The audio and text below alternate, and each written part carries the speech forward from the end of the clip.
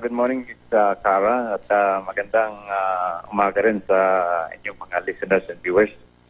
Secretary Aguirre, dalawa na po ang nagsasabi, isang opisyal po ng Bureau of Corrections na nasa ilalim po ng inyong department, ng DOJ, at tapos yung mismong AFP, yung Armed Forces of the Philippines, na may mga privileges daw ang mga high-profile inmate na tumistigo laban kay Senator Laila de Lima sa House Inquiry. Kino-quote pa kayo na kayo ay nagbigay ng instruction na ibigay itong mga privileges na to. Actually, doon po nung lumabas po na isang araw yan, pinalabas din ni Secretary de Lima, ang sinabi niya ay nag-issue ako ng memo para bigyan ng privileges yung mga yan. Sabi kong ganun, wala naman akong natatandang memo. And wala akong binibigay whether in writing or oral na binibigyan ko ng mga special privilege yung mga yan to use the cellphone, etc. Wala po akong binibigay na ganyan. Kaya kung para mapatunayan po natin yan, immediately, within 2 hours, I immediately ordered the Director General of the Bureau of Prisons, the General Bendel Los Santos, yes, para magtagawa ng investigasyon at may instruction doon sa aking department order na ginawa na kung mayroong paglabag nga dito sa mga special privilege na ito, ngayon, ay ipatigil yan at kung mayroong dapat baklasin. Yan po ang ginawa at ginawa po agad yan kinabukasan ng umaga ng ating Director General ng Bucor. Okay, Justice Secretary Aguirre, you're saying nga na you have not given any oral or written instructions. Pero ito nga may hawak nga kaming memo na sinulat mismo ni Attorney Alvin Herrera Lim, who is the Chief of the Legal Office of the Bureau of Corrections, which is under you. In other words, sinulat po ito ng inyong subordinate, no? Si Alvin Lim, and then he sent it to Director General Benjamin de los Santos, the head of the Bureau of Corrections, whom you just mentioned, no? And then, yun nga, pumunta daw ito sa Camp Aguinaldo at na-confirm daw niya na yun nga, may lavish lifestyles daw itong mga high-profile inmates na tumistigo nga dito sa House Inquiry laban kay Senator Laila de Lima, and then they're using electronic gadgets, smart television sets, air conditioning units, internet, cellular phones. Sinabi mismo ito ng inyong subordinate, no, si Attorney Alvin Lim. And sabi daw niya ay when pressed for comment, officials of both PNP and Bucor said that they are just following the instructions of the Honorable Vitaliano Aguirre II to allow the entry of the above enumerated gadgets in return for the testimony they gave during the congressional inquiry on the proliferation of drugs inside New Bilibid Prison. Hindi po si Laila de Lima po ang nagsasabi nito, no? Itong inyong subordinate mismo. So are you saying na mali itong sinasabi ni Alvin Herrera Lim, na inyong Chief of the Legal Office of the Bureau of Corrections, in his confidential memo to Benjamin de los Santos? Nabasa ko na rin po yan. At kung babasahin ninyong muli, ay tingnan po ninyo, yan ay hearsay. Hearsay yan po ito. Lahat po ng sinabi niya ay yung sinabi sa kanya. Ganyan po ang pagkakagawa o kanyang pananalita ay yan po hearsay. Ang sinasabi po niya, ang nagsabi dyan ay yung mga AFP officials o yung mga officials ng Bucor na wala naman siyang pinakitang kung sino yung mga yan. Wala siyang pinakitang affidavit o sulat sa kanya. Yan po ang tinatawag natin sa batas ay hearsay yan. Wala pong kabuluhang ebidensya yan. It is nothing as an evidence. At any rate, gusto ko pong sabihin kung sino itong si Attorney Herrera Lim na ito. Ito pong si Attorney Herrera Lim ay 2 beses na pong masuspende yan. At he was found guilty ng Department of Justice sa kanyang sa isang misconduct. At mayroon pong pangalawang suspended deposit doon. At mayroon pong pangalawang kaso sa kanya ipinail ang Department of Justice at yan po yung ongoing at ang pagkaalam ko na suspende po rin siya, nagkaroon po rin ng preventive suspension. Ang pangatlo po ay yung nanggaling na sa akin na pinag-explain ko po siya kung bakit anong katotohanan ng report na siya ay nagpa-practice ng kanyang profession of law sa Lucena City na naroon at yan po'y walang hindi po binigyan niya ng anumang permission Sapagkat bago ko pa makapag-practice kung kay government official, dapat ito ay, Okay. kung maaari, ay dapat ikaw ay merong paintulot ng iyong puno. Dito po sa pangatlong yan, at ako po ang nagbigay para mag-explain siya dyan. Wala akong binigay sa kanyang any permission or allowance to practice law. Ngayon, dun po sa sinasabi niyang na binigyan ko raw po ng pagkakat ng permiso na gumamit yung mga yan, ng gadget, mga special privilege. Maganda lang pong basahin yan pero tingnan po natin kung ano ang nakuha nung ating Director General. Maglalabas po siya ng kanyang official report sa mga nakuha dyan.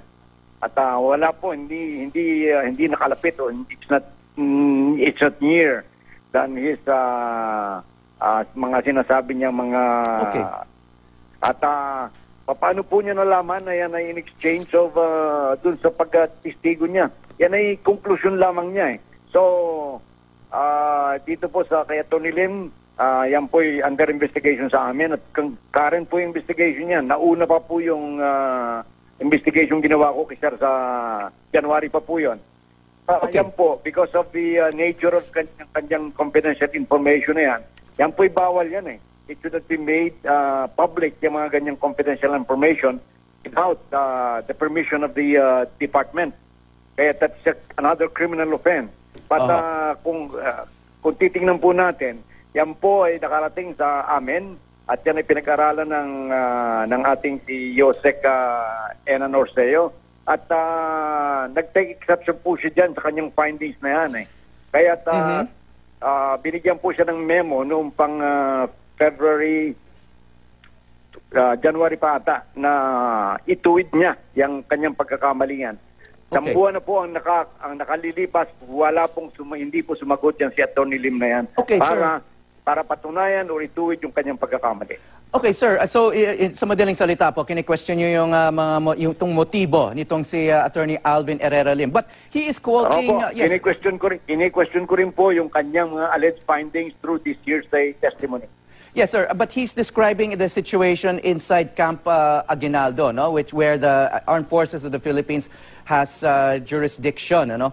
But yung AFP mo mismo, hindi po dinidispute itong sinasabi po ni Alvin Herrera Lim. Kasi kung puro falsification to o mga maling impormasyon pong nakalagay dito dito sa memo na to na dated December 9, 2016 pa ho, hindi kaya dapat tinutuwid ito ng Armed Forces of the Philippines.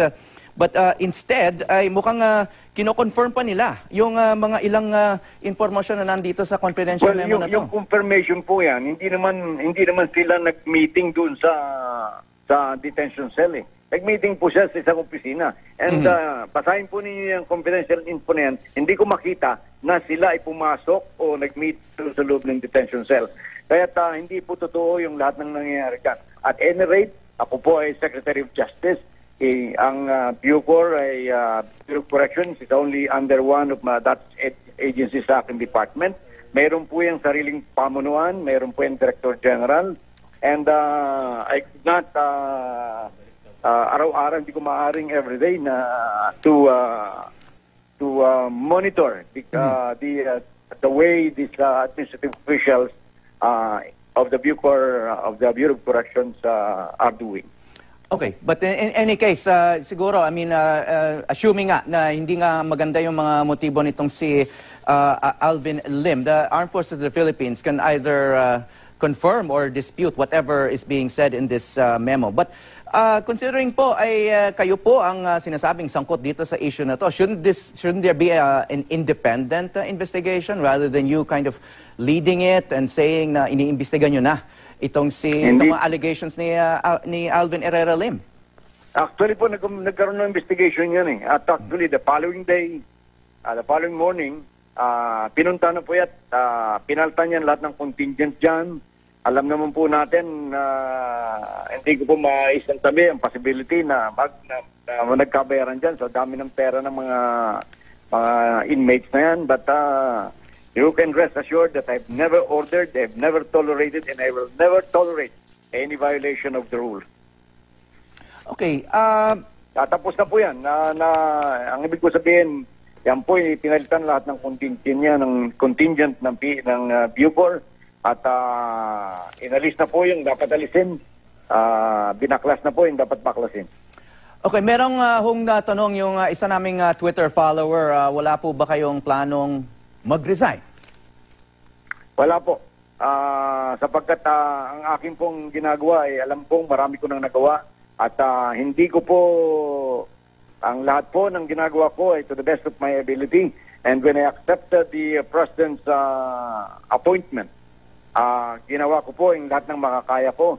Ang Department of Justice po may pinakamalaking saklaw sa lahat ng bureaucracy.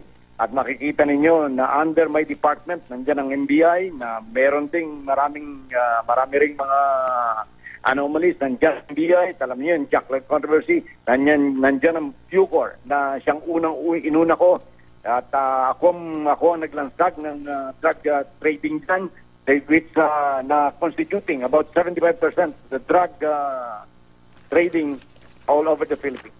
Kaya po sa akin lamang pananaw, Yes. Mr. Secretary? Yung mga ginawa ko doon sa tatlong marching orders na sinabi niya sa akin. Tatlo lamang po yung sinabi niyang marching orders sa akin. Sinabi niya sa akin, Secretary Vic, use all the resources in all forms of criminality. Yes, you're getting a little bit choppy, Mr. Secretary. Pero may isa pang tanong, yung isang Twitter follower namin, may development na po ba sa Bilibid drug trade? Tuluyan na bang natigil ito?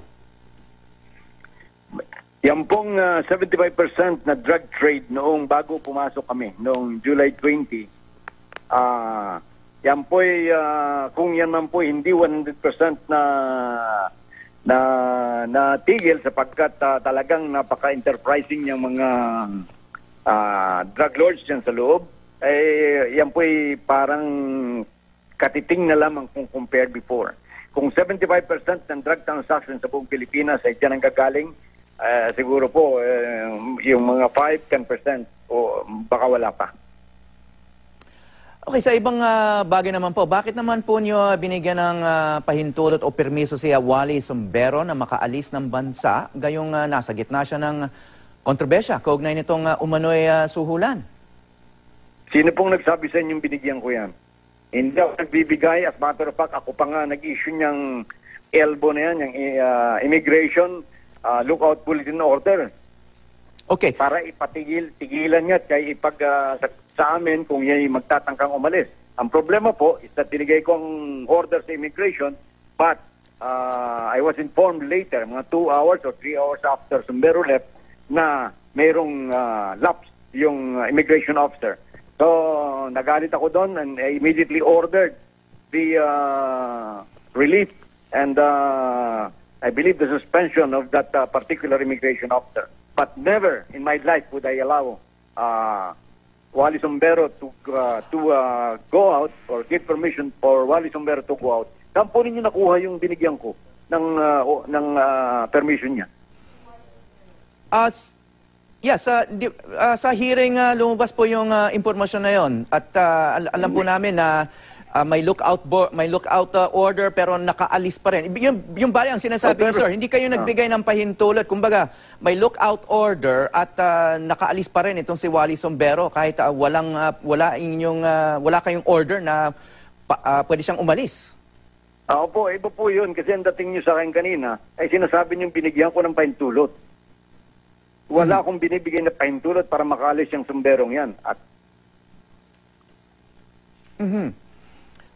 So, kumbaga, ang nangyari po, ayon sa inyo, ay... Ang nangyari po dyan ay... lumabas siya, money change hands. nakalusot siya sa lookout order. Kasi, nakalusot siya, tama kumbaga. po yun. Tama po yun. At ang aking palagay dyan ay money change hands kaya nakalusot siya. Money changed hands. Okay. So, wala kayong permission, either oral or written, na makaalis siya ng bansa? Wala po. Kaya nagtataka ako sa mga anggulo ng balita eh. Kung bakit ako na nag-issue ng lookout bulletin, ako pa rin ang magbibigay ng permission. But the fact is, sir, nakaalis din siya ng bansa kahit may Kaya lookout lang, order. hindi ko, wala na akong control doon eh. Kaya sabi ko ganyan, I'm the Secretary of Justice, I could not control or be monitoring each and every immigration officer. Okay, kung talagang wala po kayong kinalaman sa mga pinaggagawa ni na itong sila Argusino at Robles, yung mga dating officials ng immigration, bakit hindi na po sila kasuhan ng inyong ahensya bukod sa pagpapatanggal sa kanila sa pwesto? Kinasuhan na po yan. So kakasuhan sila? Hindi pa ninyo nalalaman, yan lahat, pinailan na po ng NBI ang 5. Yung 2 commissioners, si Wally Sombero, si General Kalima at saka si Jack Lam. At saka si, yung 2 general. Nakafile na po yan. Kaya po hindi ko malaman kung ano ang gulo ang kwan eh. Kahapon, walang lumabas na anumang ebidensya during the Senate hearing na pinayagan ko yan. Okay. But I think si Wally Sombero is expected to testify soon, ano? So we will hear from his perspective kung paano nga siya nakalabas. Okay lang yun po yun. At yan ba, clear naman yan kung paano siya nakalabas eh. Anyway, gusto ko lamang pong sabihin na despite the fact that the 2 generals, General Kalima, whom I terminated from service, si General Sombero, sabi po ni General Kalima, ako po ay naniniwala na walang kinalaman si Secretary Aguirre dito. Tapos nung hearing na yon, magang yon, nag-text sa akin si Wally Sombero at meron daw siyang sulat kay Senator Gordon. Kasi sinabi niya na ako rin po ay parang I echo the manifestation of General Kalima. Walang kinalaman yung dalawang commission ako kinalaman. Yeah, Secretary Aguirre, pasensya na po, napuputol po yung ating linya. Apo. Okay, sige po, susubukan namin kayong tawagan ulit. Maraming salamat sa inyo, Justice Secretary. 2 general, hello? Yes. Yes, sir. Medyo napuputol-putol po yung ating linya. Susubukan lang namin kayong tawagan ulit pag medyo mas malinis na po yung ating linya ng komunikasyon. Babalikan po natin si Justice Secretary Vitaliano Aguirre. Justice Secretary Aguirre, are you on the line? Yes, Howie, good morning ulit. Yes, mas malino na po. Tinigil ko na kasi tumatakbo kasi kami kanina eh. Opo, naintindihan po namin. So may tinasabi po kayo tungkol dito kay Kalima. Opo, ang gusto ko lang pong malaman na hindi ko maintindihan talaga yung mga takbo ng balita, mga sinasabi ng mga tao na interesado, kung bakit pilit nilang kinakabit ang pangalan ko dyan sa Jacklam na suhulan or extortion, kung naman, ano. Unang-una po, ako po ang tumanggi dyan. Ako po ang tumanggi nang ako'y tangkang susuhulan nila. At hindi po tumagal yan ng sa 5 minuto. Actually, mga 10 minutes lamang po. Iniiwan ko na po yan sapagkat hindi po kami maaaring magkasundo sapagkat ang gusto nila ay i-release muna yung 1,316. Ngayon po, during the hearing, ito pong si General Kalima mismo na aking tinanggal bilang intelligence officer, chief intelligence officer ng Bureau of Immigration, ay nagsabing walang kinalaman si Secretary Aguirre dito. Hindi po siya involved dito. At nang marinig yan ni Wally Sombero nang nasa abroad siya, nag-text po sa akin at binasa ko po yan sa Senate hearing. Na sinasabi niya na he is echoing the observation or manifestation of General Kalima na wala akong kinalaman. At alam naman po natin na since the beginning, itong 2 immigration officers, immigration commissioner, ay nagsabing wala naman akong kinalaman dyan. Wala akong alam dyan. So, ang sinasabi ko lamang po ay bakit pilit na ako'y kinakabit samantalang ako mismo ang nag-parade niyan, ako mismo ang nag-bulgar niyan sa media na ako'y tangkan lang suulan. Okay. Tinanggap ko po yun, ang sabi ko po noon ay batang-bata, 100 milyong ibigay ka sa akin ni Jack Lam kung tinanggap ko yun. Pero mukhang may ibang tao na talagang hindi matatanggap, na hindi nila maisip na may isang taong katulad ko na maaaring tumanggi sa ganyang kalaking suhol. Okay, gusto ko lang balikan po yung naunang punto, no, tungkol dito kay Wally Sumbero, itong empleyado ni Jack Lam, at kung paano siya nakalusot dito sa lookout order sa airport at nakaalis ng bansa. Ay sinabi po ng kanyang abogado, si Ted Contacto, doon sa hearing, doon sa Senate hearing, we formally informed Secretary Vitaliano Aguirre about Mr. Sumbero's intention to travel abroad for medical intervention. Kasi tinatanong niyo sa amin kung saan galing yung aligasyon na kayo ang nagbigay ng pahintulot. Galing po doon sa abogado mismo ni Wally Sumbero. Hindi po kami ang nag-imbento noon. Sinabi niya mismo doon sa hearing. O, yan po sulat na yan. Hindi ko inaprubahan dyan. So, okay, so you're denying that there is no permission. Ibig ko sabihin po, tinanggap namin yan, but I never approve of it. Kaya walang makapagsasabi na pinayagan ko sila. Okay, dapat yan. But they actually requested you, sir. Did they request you, the camp of Mr. Sumbero? Itong abogado, right. Nag-request ba sa inyo? That's right. So they did request. Katulad po nung ginawa ni Secretary de Lima. Bago siya umalis doon, nag-request sa amin, binigyan ko siya ng allow. Ang tawag po, allow departure order. Okay. ADO. Dito po sa, in case of Sombrero, wala po akong binigay na allow departure order. Oh, so kaya kailangan may ganon. Kaya dapat talagang i-stop siya dun sa Bureau of Immigration. Kasi alam ko pong very important tong case na ito, so why should I allow the departure order? Okay, actually, yung quote dito ni Attorney Ted Contacto sa hearing, he wasn't even requesting. He said na we formally informed you, Secretary Vitaliano Aguirre, about Sumbero's intention to travel abroad. Kumbaga, in FYI lang kayo, no? Hindi man lang couched in terms of a request. So parang sinabihan lang kayo na aalis sila, and then what was your response? Did you say you reject this, or wala po. Sumagot ba kayo? Wala po akong response dyan. Katulad po nung kay Secretary de Lima, may response ako doon kat nag-request siya. Ngayon, dito sa unless there is an allowed departure order, talagang dapat i-implement ng immigration officer yung ILBO, yung Immigration Lookout Bulletin Order. Ngayon, hindi po yan naipatupad ng tama ng ating immigration officer. Kasi nga, wala nga akong allowed departure order, so karapatan nila, obligasyon nila na dapat talagang sitahin. Hindi nila sinita. So kaya nakaalis. But there was never any permission or allowance or order from me allowing Sumbero to depart. Okay, but you are aware that they were intending to go abroad because kinonfirm nyo na alam nyo na may ganitong klaseng statement, written statement itong si Attorney Ted Contacto, yung abogado ni Wally Sumbero. Po, aware tayo niyan. Aware din ng Bureau of Immigration niya. But unless there is an allowed departure order, tawag po namin yung ADO, alam na po ng immigration officer that they have to do what their duties are. Okay, so there could not be any assumption or presumption dun sa hindi ko pagbigay ng allowed departure order. You could not say that I allowed them because I did not allow them. Okay, so under the rules, you need to give a written order or permission for them to leave. Hindi pwedeng notification lang, formal notification lang sa inyo. Hindi po pwede yun. They must show, para hindi sila ma-stop ng immigration officer, they must show an allowed departure order if they're listed dun sa LBO. Okay, thank you for that clarification, sir. Maraming salamat din sa inyong panahon, Justice Secretary Vitaliano Aguirre II. Thank you very much po, Howie. Thank you, Kara.